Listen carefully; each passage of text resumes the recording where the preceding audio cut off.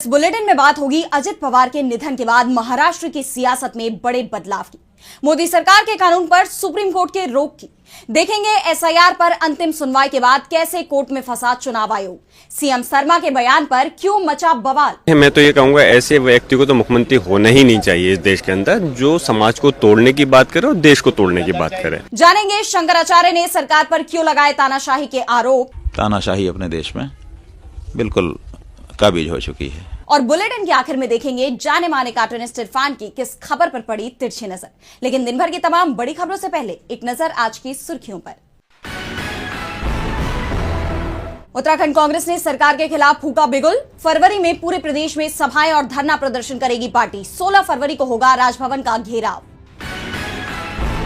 सोनम वांगचुक की हिरासत पर सुप्रीम कोर्ट में हुई सुनवाई। जेल में तत्काल मेडिकल जांच और साप्ताहिक हेल्थ रिपोर्ट देने का आदेश। विशेषज्ञ डॉक्टर करेंगे सेहत का परीक्षण।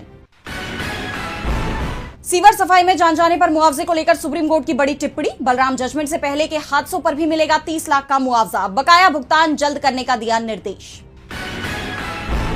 लैंड फॉर जॉब मामले में 9 मार्च से होगी रोजाना सुनवाई। कोर्ट ने लालू और राबड़ी को पेशी से दी छूट। मीसा भारती और हेमा यादव कोर्ट में हुई पेश। और हरे निशान पर बंद हुआ शेयर बाजार। 221 अंक बढ़कर 82,566 पर बंद हुआ सेंसेक्स। वहीं 76 अंकों की बढ़ोतरी के साथ 25,418 पर बंद हुआ निफ्टी। ये तो थी सुर्खियां। अब बात आज की सबसे बड़ी खबर की। महाराष्ट्र के उप मुख्यमंत्री अजित पवार का बारामती में पूरे राजकीय सम्मान के साथ अंतिम संस्कार हुआ। इस दौरान भारी जनसैलाब उमड़ पड़ा। वहीं उनके जाने के बाद महाराष्ट्र की सियासत को लेकर भी कई सवाल खड़े हो रहे हैं कि अब एनसीपी का भविष्य क्या होगा, राज्य का नया डिप्टी सीएम कौन बनेगा। और अब इसका जवाब भी मिल गया है। तो क्या होंगे महाराष्ट्र के नए सियासी समीकरण, जानेंगे इस रिपोर्ट में। महाराष्ट्र के उप मुख्यमंत्री अजित पवार पंचतत्व में विलीन हो चुके हैं। बारामती में उनका विमान हादसे का शिकार हो गया था। अजित पवार का जाना महाराष्ट्र के साथ ही एनसीपी के लिए भी बड़ा नुकसान माना जा रहा है, क्योंकि अजित एनसीपी के चीफ थे। महाराष्ट्र सरकार में वो डिप्टी सीएम थे और वित्त मंत्रालय की जिम्मेदारी भी संभाल रहे थे। ऐसे में इन तीनों जिम्मेदारियों को कौन संभालेगा, इस पर चर्चाएं तेज हो गई हैं। अजित पवार के समर्थकों की डिमांड है कि सुनेत्रा पवार को डिप्टी सीएम बनाया जाए और एक बात तो तय है कि एनसीपी कोटे से जो भी डिप्टी सीएम बनेगा उसे ही वित्त मंत्रालय भी मिल सकता है। इस बीच ये खबर भी सामने आ रही है कि एनसीपी के कार्यकारी अध्यक्ष प्रफुल्ल पटेल और पार्टी के दिग्गज नेता छगन भुजबल ने सुनेत्रा पवार से मुलाकात की है और उनसे पार्टी की कमान संभालने को कहा है। इस वक्त पवार परिवार में शोक चल रहा है। ऐसे में सुनेत्रा पवार की तरफ से कुछ वक्त मांगा गया है। सुनेत्रा पवार अभी राज्यसभा की सांसद हैं। पार्टी अध्यक्ष पद को लेकर उनके सामने कोई परेशानी नहीं है, लेकिन अगर वो डिप्टी सीएम बनती हैं तो फिर उन्हें महाराष्ट्र विधानमंडल का सदस्य बनना होगा। वैसे अजित पवार के जाने के बाद बारामती सीट भी खाली हो गई है और यहाँ से सुनेत्रा आसानी से चुनाव लड़कर विधानसभा जा सकती हैं, क्योंकि बारामती को पवार परिवार का गढ़ माना जाता है। और अगर सुनेत्रा पवार खुद चुनाव लड़ती हैं तो ऐसी स्थिति में उनके सामने कोई मजबूत चुनौती नहीं होगी। वैसे भी महाराष्ट्र में परंपरा चली आ रही है कि अगर इस तरह की स्थिति कभी सियासत में आती है और उपचुनाव में परिवार का ही कोई सदस्य चुनाव मैदान में उतरता है तो विरोधी दल की तरफ से भी अपना उम्मीदवार मैदान में नहीं उतारा जाता। यहाँ तो ये परिवार का भी मामला है, क्योंकि एनसीपी का अजित गुट जहां महायुति में शामिल है तो वहीं शरद पवार का गुट महाविकास अघाड़ी में, और एमवीए में ये सीट शरद पवार के कोटे की सीट है। ऐसे में अगर सुनेत्रा पवार एनसीपी से चुनाव लड़ती हैं तो ये तय है कि शरद पवार की तरफ से कोई उम्मीदवार नहीं उतारा जाएगा। वैसे अजित पवार के साथ हुए विमान हादसे से पहले एनसीपी के एकजुट होने की चर्चाएं भी चल रही थी। अजित पवार जिस तरह से बीजेपी से दूरी बनाते दिखाई दे रहे थे और पवार परिवार एक मंच पर आ गया था, उसके बाद चर्चाएं शुरू हो गई थी कि एनसीपी फिर से एक होगी और अजित पवार महायुति छोड़ सकते हैं, यानी डिप्टी सीएम पद से इस्तीफा दे सकते हैं। फिलहाल विमान हादसे के बाद अब सुनेत्रा पवार के सामने सबसे बड़ी चुनौती पार्टी को एकजुट करने की है। ऐसे में एनसीपी फिलहाल महायुति का ही हिस्सा बनी रहेगी, ये तय माना जा रहा है। जल्दी ही सुनेत्रा पवार एनसीपी की अध्यक्ष और महाराष्ट्र की डिप्टी सीएम बन सकती हैं। अगर ऐसा होता है तो ये एनसीपी के लिए भी बेहद अच्छा संकेत होगा, क्योंकि हाल ही के सालों में सियासत में महिलाओं की हिस्सेदारी तेजी से बढ़ी है और सियासी दलों का ध्यान भी महिला मतदाताओं की तरफ गया है। ऐसे में सुनेत्रा पवार को एनसीपी की कमान मिलना पार्टी के लिए मास्टर स्ट्रोक माना जाएगा। अजित पवार का जाना महाराष्ट्र की जनता, उनके परिवार और पार्टी के लिए बड़ा झटका है। वैसे झटका तो मोदी सरकार को भी लगा है। सुप्रीम कोर्ट से कोर्ट ने यूजीसी के नए नियम पर रोक लगा दी है। साथ ही सरकार को भी नोटिस जारी किया है। इस नए नियम को लेकर काफी विवाद देखा जा रहा था, जिसके बाद अब सुप्रीम कोर्ट ने भी सख्त रुख अपनाया है। तो क्या कुछ हुआ इस सुनवाई के दौरान, जानेंगे इस रिपोर्ट में। सुप्रीम कोर्ट ने यूजीसी के हाल ही में जारी किए गए इक्विटी रेगुलेशन नियम 2026 पर अंतरिम रोक लगा दी है। साथ ही केंद्र सरकार को नोटिस जारी किया गया है। कोर्ट ने कहा है कि ये नियम पहली नजर में पूरी तरह से साफ नहीं है और इनका गलत इस्तेमाल होने की पूरी संभावना है। चीफ जस्टिस सूर्यकांत और जस्टिस जयमाल्या बागची की बेंच ने इस मामले की सुनवाई की। बेंच ने नियमों की भाषा पर कड़े सवाल उठाए। जस्टिस बागची ने अहम सवाल पूछते हुए कहा कि जब समाज में पहले से ही 3E यानी इक्विटी, इक्वालिटी, एजुकेशन मौजूद है तो फिर नए 2C की क्या जरूरत पड़ गई। कोर्ट ने माना कि रेगुलेशन में इस्तेमाल किए गए शब्द भ्रम पैदा करने वाले हैं। जजों ने कहा कि हम एक निष्पक्ष और समावेशी समाज बनाना चाहते हैं, लेकिन नियमों में स्पष्टता जरूरी है। याचिकाकर्ता के वकील विष्णु शंकर जैन ने यूजीसी एक्ट की धारा 3C को असंवैधानिक बताया है। उन्होंने दलील दी कि यह नियम इस गलत धारणा पर आधारित है कि सामान्य श्रेणी के छात्र भेदभाव करते हैं। इस पर चीफ जस्टिस ने साफ किया कि कोर्ट फिलहाल केवल इन नियमों की कानूनी वैधता और संवैधानिकता की जांच कर रहा है। अब कोर्ट ने आदेश दिया है कि 2026 के नए नियमों की जगह अब 2012 के पुराने नियम ही प्रभावी रहेंगे। मामले की अगली सुनवाई 19 मार्च को तय की गई है। लेकिन आइए जरा समझते हैं कि आखिर ये नियम क्या है जिसे लेकर विवाद गरमाया हुआ है। तो promotion of equity in higher education institutions regulations 2026, इस नियम के तहत हर कॉलेज और यूनिवर्सिटी में एक इक्विटी कमेटी बनाना अनिवार्य होगा। कमेटी में SC, ST, OBC, दिव्यांग और महिलाओं का होना जरूरी है। ये कमेटी पिछड़े वर्ग के छात्रों की शिकायतें सुनेगी और उनका निपटारा करेगी। अब यहाँ विवाद नियम 3C को लेकर है। विरोध करने वालों का कहना है कि ये प्रावधान सामान्य वर्ग के खिलाफ भेदभावपूर्ण और असंवैधानिक है। आरोप है कि ये नियम समानता के नाम पर एक वर्ग को शिक्षा प्रणाली से बाहर करने की साजिश है। इस नियम पर रोक लगने से उन छात्रों और संस्थानों को बड़ी राहत मिली है जो नए नियमों को लेकर आशंकित थे और लगातार आंदोलन कर रहे थे।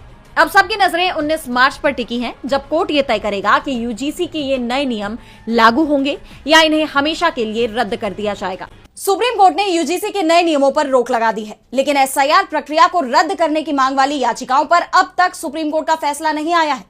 SIR को चुनौती देने वाली याचिकाओं पर सुप्रीम कोर्ट में अंतिम सुनवाई हुई। इस दौरान याचिकाकर्ताओं की तरफ से पेश वकीलों ने चुनाव आयोग की दलीलों पर सवाल उठाते हुए अपने तर्क पेश किए।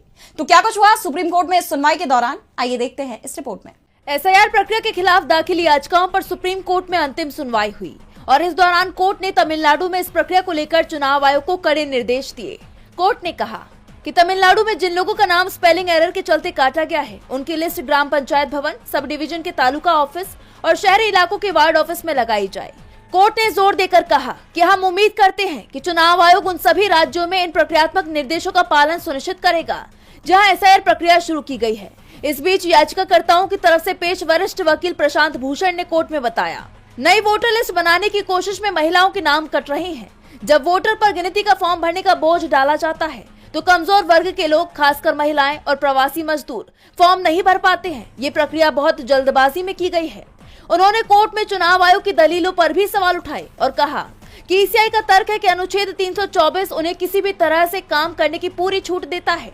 वो कहते हैं कि हम संसद द्वारा बनाए गए किसी भी कानून से बंधे नहीं हैं, हम जो चाहे कर सकते हैं। इस तर्क को स्वीकार नहीं किया जा सकता क्योंकि कोई भी अथॉरिटी मनमाने ढंग से काम नहीं कर सकती।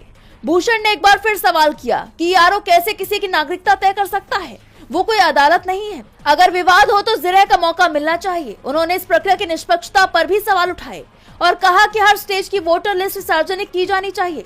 कितने नाम जुड़े और कितने नाम कटे ये पता चलना चाहिए और ये लिस्ट मशीन रीडेबल होनी जरूरी है।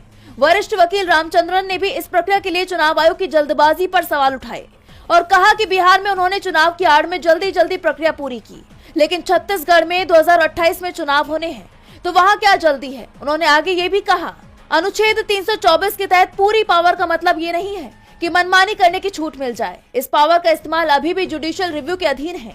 उन्होंने चुनाव आयोग पर अपने दायित्वों को पूरा न करने का आरोप लगाया, जिसके बाद कोर्ट ने सुनवाई पूरी करते हुए अपना फैसला सुरक्षित कर लिया है। अब देखना ये होगा कि कोर्ट का फैसला क्या होता है। SIR पर सुप्रीम कोर्ट में जबरदस्त बहस देखी गई तो विवाद असम के CM हिमंता बिस्वा शर्मा के बयान पर भी छिड़ गया।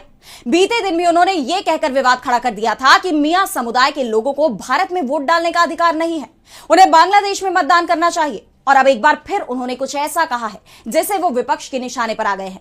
तो क्या कहा है CM हिमंता ने, जानने के लिए देखिए ये रिपोर्ट। मुसलमानों को लेकर असम के मुख्यमंत्री हिमंता बिस्वा शर्मा अक्सर विवादित बयान देते हुए नजर आते हैं। साथ ही उन्हें मियां कहकर संबोधित करते हैं, जो इस समुदाय का अपमान दिखाता है। इसी कड़ी में अब उन्होंने एक बार फिर विवादित बयान देते हुए कहा है, कोई मुसलमान रिक्शा वाला अगर 5 रुपए मांगे तो उसे 4 रुपए दो, खूब परेशान करो। उनके इस बयान को लेकर अब सियासत गर्मा गई है। विपक्ष लगातार सीएम पर हमलावर है। इसी कड़ी में कांग्रेस ने असम के मुख्यमंत्री पर भड़कते हुए एक्स पर पोस्ट किया, ये बीजेपी आरएसएस की नफरती सोच है। ये बयान न सिर्फ बेहुदा है, बल्कि बाबा साहेब के संविधान और हमारी गंगा जमुनी तहजीब पर सीधा हमला है, जिसने हर भारतीय को समानता का हक दिया है।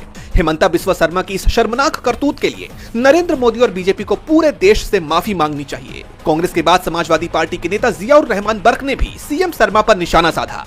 उन्होंने यहां तक कह दिया कि ऐसे व्यक्ति को मुख्यमंत्री नहीं होना चाहिए। पता नहीं वो किस प्रकार के मुख्यमंत्री हैं। मैं तो ये कहूँगा ऐसे व्यक्ति को तो मुख्यमंत्री होना ही नहीं चाहिए इस देश के अंदर, जो समाज को तोड़ने की बात करे और देश को तोड़ने की बात करे।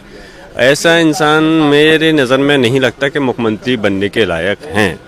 और मैं चाहता हूं कि इस देश के अंदर वही मुख्यमंत्री और प्रधानमंत्री होने चाहिए जिनका कि इस देश जनहित में बगैर किसी पक्षपात के काम करें, जो कि सब समाज को लेकर के बात करें और पूरे देश के विकास के लिए अपना योगदान दें, ना कि चुनाव से पहले या चुनाव आने पर इस टाइप की बात करके सिर्फ राजनीति हित के लिए देश को क्या नुकसान हो रहा है उसकी परवाह किए बगैर इस प्रकार की बात करें। जैसा आप जानते हैं कि ये पहली बार नहीं है जब सीएम शर्मा ने ऐसा बयान दिया हो। बीते दिन 28 जनवरी को भी उन्होंने कहा था कि नियमों के मुताबिक मियां समुदाय को लोगों को भारत में वोट डालने का अधिकार नहीं है, उन्हें बांग्लादेश में वोटिंग करनी चाहिए।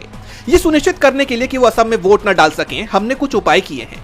एक बार जब असम में एसआईआर हो जाएगा तो हमें उनके 4-5 लाख नाम वोटर रोल से हटाने होंगे। कांग्रेस मुझे जितना चाहे गाली दे, लेकिन मेरा काम मियाओं को असहज करना है। सीएम हिमंता के बयान से सियासत गर्मा गई है तो शंकराचार्य अविमुक्तेश्वरानंद का बयान भी सुर्खियां बटोर रहा है। माघ मेले से वापसी के बावजूद बीजेपी सरकार पर उनके हमले कम नहीं हुए हैं।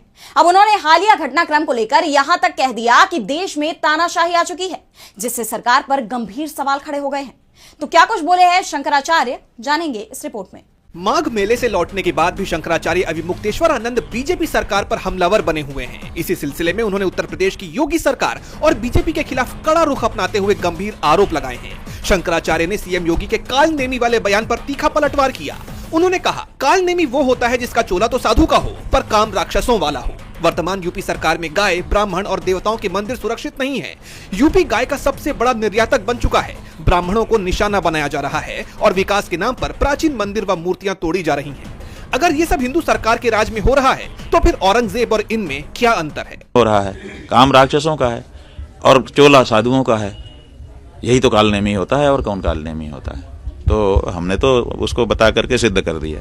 वो सिद्ध करें कि हमारा कौन सा काम राक्षसों जैसा है और चोला हमारा कैसे संतों का है। उन्होंने सिद्ध नहीं किया। इसके साथ ही शंकराचार्य ने प्रयागराज के माघ मेले में संतों और बटुकों के साथ हुए गलत व्यवहार का भी मुद्दा उठाया। उन्होंने वीडियो साक्ष्यों का हवाला देते हुए कहा कि बटुकों की चोटी पकड़कर उन्हें अपमानित किया गया, लेकिन सरकार ने दोषियों पर कोई कार्रवाई नहीं की। उन्होंने इसे तानाशाही करार देते हुए कहा कि अब देश में न्याय की उम्मीद करना ही बेकार है और बोलने की आजादी छीनी जा रही है। पूरे देश में वीडियो लोगों ने देख लिया, किस तरह से लोगों को मारा पीटा जा रहा है, बटुकों को उनकी चोटी पकड़ करके उनको अपमानित किया जा रहा है। उसके बाद भी किसी एक के ऊपर कोई एक छोटी सी भी कार्रवाई प्रदेश सरकार की नहीं हुई। बातें हुई कि जांच की जाएगी, कोई जांच कमेटी नहीं बनाई गई, कुछ नहीं।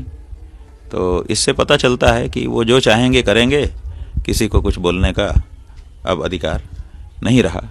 तानाशाही अपने देश में बिल्कुल काबिज हो चुकी है। शंकराचार्य ने आगे कहा कि बात यह है कि माफी तो कभी भी मांगी जा सकती है, लेकिन मौका तो वहीं पर था। अब तो माघ मेला भी पूरा होने वाला है, हम लोग वहां से निकलकर आ ही गए हैं। हाँ, देखिए ना, लगातार एक के बाद एक मंदिर, उनके अंदर की पूजित मूर्तियां, परंपरागत मूर्तियां तोड़ी जा रही हैं, फेंकी जा रही हैं, मलबा बनाई जा रही हैं। कहा जा रहा है कि हम हिंदू सरकार हैं और हम कह देते हैं कि नहीं, ये तो औरंगजेब के समय में हुआ था, जो तोड़ रहा है मंदिर मूर्ति वो औरंगजेब है। तो कहते हैं कि हमको बुरा लग रहा है। साधु संतों में भी से कुछ लोगों का बयान आ गया कि आपने औरंगजेब कह दिया आदित्यनाथ को, हमको बुरा लग गया। हमने कहा भाई बिल्कुल बुरा लगना चाहिए, आपका प्रेम उनसे है और उनको कोई औरंगजेब कहेगा बुरा लगना चाहिए। लेकिन जब मंदिर और मूर्ति तोड़े जा रहे थे तब भी तो बुरा लगना चाहिए। उनसे भी तो आपका प्रेम होना चाहिए, उनसे भी तो आपका लगाव होना चाहिए। तो जिससे जिसका लगाव होता है उसके ऊपर कोई क्षति आती है तो उसको पीड़ा होती है। तो मंदिर मूर्ति से आपका लगाव होता तो मंदिर मूर्ति तोड़े जाने में भी आपको पीड़ा होती, वो पीड़ा क्यों नहीं दिखाई दे रही है? साधु संत भगवान और भगवान के मंदिर से प्रेम न लगा करके नेताओं से प्रेम लगा करके बैठे हैं, ये विचारणीय विषय हो गया। शंकराचार्य ने साफ कहा कि हम इन मुद्दों पर अपना विरोध जारी रखेंगे। यानी भले ही उन्होंने माघ मेला खाली कर दिया हो, लेकिन उनकी और बीजेपी के बीच का टकराव फिलहाल थमता नहीं दिख रहा। अब इस मामले में आगे क्या होता है ये तो देखना होगा। शंकराचार्य के तेवर बीजेपी सरकार की परेशानी बढ़ा रहे हैं तो थरूर, राहुल गांधी और खड़गे की मुलाकात ने भी सियासी हवा का रुख बदल दिया है। लंबे समय से अटकलें थी कि कांग्रेस सांसद शशि थरूर की पार्टी से दूरियां बढ़ रही हैं, लेकिन अब कांग्रेस सांसद राहुल गांधी, पार्टी अध्यक्ष मल्लिकार्जुन खड़गे और शशि थरूर की मुलाकात इन अटकलों पर विराम लगा रही है। करीब आधे घंटे तक तीनों नेताओं की बैठक चली। तो क्या कुछ हुआ इस बैठक के दौरान, देखिए इस रिपोर्ट में। 29 जनवरी को कांग्रेस सांसद शशि थरूर ने संसद में नेता प्रतिपक्ष राहुल गांधी और कांग्रेस अध्यक्ष मल्लिकार्जुन खड़गे से मुलाकात की। ये मुलाकात ऐसे समय में हुई जब थरूर ने हाल ही में पार्टी की नीतियों से अलग राय जाहिर की थी, लेकिन अब थरूर का बयान सामने आया है जिसमें उन्होंने कहा कि सब कुछ ठीक है। थरूर ने मल्लिकार्जुन खड़गे और राहुल से हुई इस मुलाकात को सार्थक और सकारात्मक करार दिया। साथ ही एक्स पर एक तस्वीर शेयर करते हुए लिखा कि मेरी पार्टी के दो नेताओं, नेता प्रतिपक्ष और कांग्रेस अध्यक्ष के साथ हमारी बातचीत हुई। हमारी बहुत अच्छी रचनात्मक सकारात्मक बातचीत हुई। सब कुछ ठीक है और हम सब एक साथ मिलकर काम कर रहे हैं। मैं और क्या कह सकता हूँ? मैंने हमेशा पार्टी के लिए प्रचार किया है, मैंने कहाँ प्रचार नहीं किया है। थरूर की ये मुलाकात कांग्रेस अध्यक्ष के कार्यालय में हुई और ये आधे घंटे से ज्यादा समय तक चली। इस मुलाकात ने राजनीतिक गलियारों में काफी ध्यान खींचा। जैसे आप जानते हैं कि बीते वक्त खबरें थी कि केरल के कोच्चि में एक कार्यक्रम में राहुल गांधी के नजरअंदाज किए जाने के बाद थरूर पार्टी से नाराज थे। जब इसे लेकर उनसे पत्रकारों ने सवाल किया तो थरूर ने स्पष्ट तौर पर कुछ नहीं कहा। आपको याद होगा इससे पहले भी एक बार कांग्रेस की उच्च स्तरीय बैठक में ना पहुंचने को लेकर उनसे सवाल पूछा गया था, जिस पर थरूर ने कहा था कि इस बैठक का आमंत्रण इतनी देरी से आया कि उनके पास अपने पहले के कार्यक्रम को बदलने का कोई विकल्प नहीं था। उन्हें रणनीतिक बैठक में 1-2 दिन पहले ही आमंत्रित किया गया था और तब तक वो दुबई से वापसी के लिए विमान का टिकट बुक कर चुके थे। तीनों नेताओं की मुलाकात को लेकर सियासी हलकों में चर्चा तेज है तो नजरें संसद पर भी बनी हुई हैं। 1 फरवरी को केंद्रीय बजट पेश होने से पहले संसद में आर्थिक सर्वे पेश किया गया। इससे पहले पीएम मोदी ने संसद परिसर में मीडिया से बात भी की, जहां उन्होंने सरकार के आर्थिक विजन को साझा किया। इस पर विपक्ष ने भी करारा पलटवार किया है।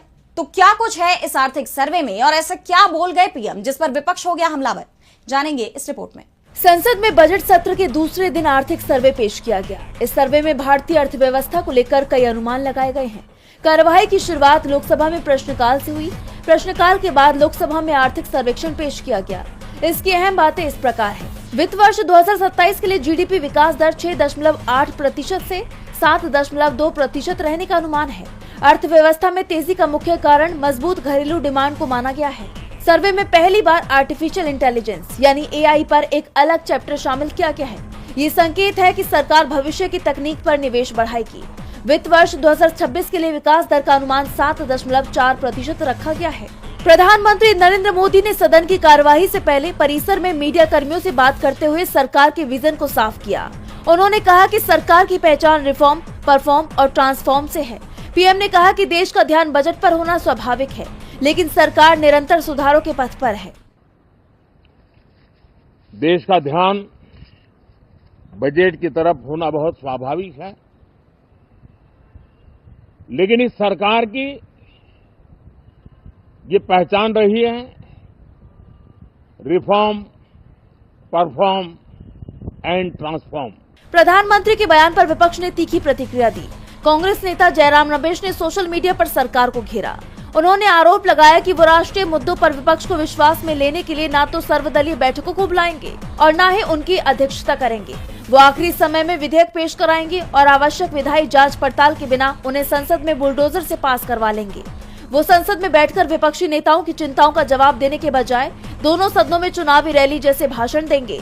हर सत्र की शुरुआत से पहले वो संसद को पृष्ठभूमि बनाकर अपना हमेशा की तरह पाखंड से भरा हुआ देश के नाम संदेश देंगे। आज का प्रदर्शन उसी सिलसिले का हिस्सा है। आर्थिक सर्वेक्षण पेश होने और भारी गहमागहमी के बाद संसद की कार्यवाही स्थगित कर दी गई। अब सदन की अगली बैठक 1 फरवरी को सुबह 11 बजे होगी, जब केंद्रीय बजट पेश किया जाएगा। और बुलेटिन के आखिर में देखेंगे जाने माने कार्टूनिस्ट इरफान की किस खबर पर पड़ी तिरछी नजर।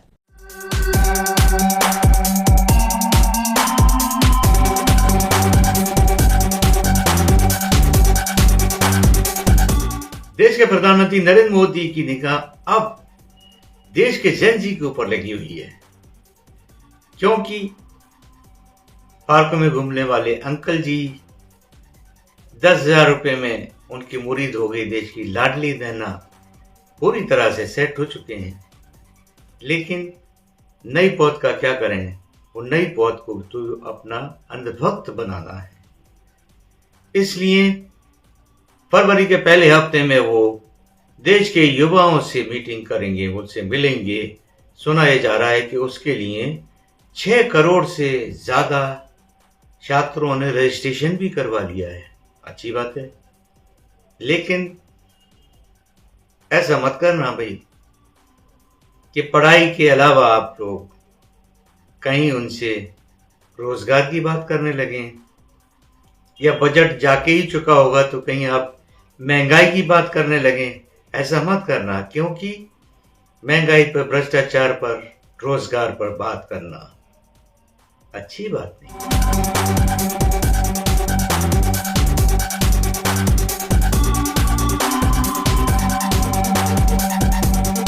आज सोशल मीडिया से लेकर आपके चलते फिरते जीवन में भी पत्रकारिता के बुरे दौर की चर्चा होती है, क्योंकि जिन लोगों पर सूचना देने की जिम्मेदारी है वो आपके लिए नहीं बल्कि कॉरपोरेट और सरकारों को फायदा पहुंचाने में लग गए हैं। विज्ञापन मॉडल को खारिज कर आप इस बीमारी को दूर कर सकते हैं और अपने नारे को बुलंद कीजिए। मेरे खर्च पर आजाद है खबरें।